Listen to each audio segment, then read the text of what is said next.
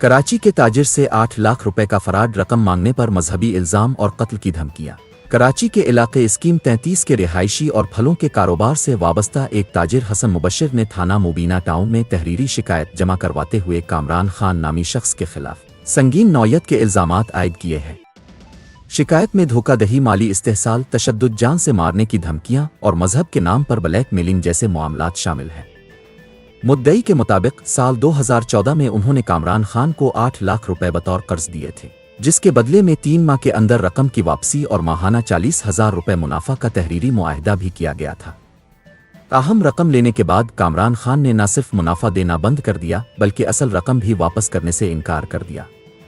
جب حسن مبشر نے رقم کا تقاضا کیا تو ان پر جسمانی حملہ کیا گیا، جس سے انہیں شدید چوٹیں آئیں اور سنگین نتائج کی دھمکیاں دی گئیں۔ متاثرہ شخص کے مطابق وہ بعد ازاں بیرون ملک چلے گئے اور 5 نومبر 2021 کو وطن واپسی پر دوبارہ کامران خان سے رابطہ کیا۔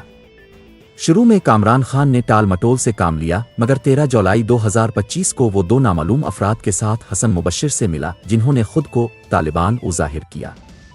کامران خان نے ہاتھ میں پستول لے کر حسن مبشر کو دھمکی دی کہ اگر اس نے دوبارہ رقم منافع کا مطالبہ کیا تو وہ اس پر اور اس کی اہلیہ غزل حسن پر مذہبی توہین کا الزام لگا کر جھوٹے مقدمے میں پھنسا دے گا۔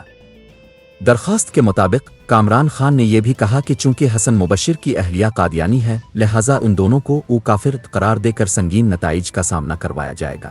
حسن مبشر نے پولیس اور اعلیٰ حکام سے اپیل کی ہے کہ ان کی جان، مال اور عزت کو تحفظ فراہم کیا جائے اور کامران خان سمیت ملوث تمام افراد کے خلاف فوری قانونی کارروائی عمل میں لائی جائے۔ شکایت مورخہ 30 جولائی 2025 کو تھانہ مبینہ ٹاؤن میں جمع کروائی گئی ہے، جس کی ایک نقل SSP ضلع ایسٹ کو بھی ارسال کی گئی ہے۔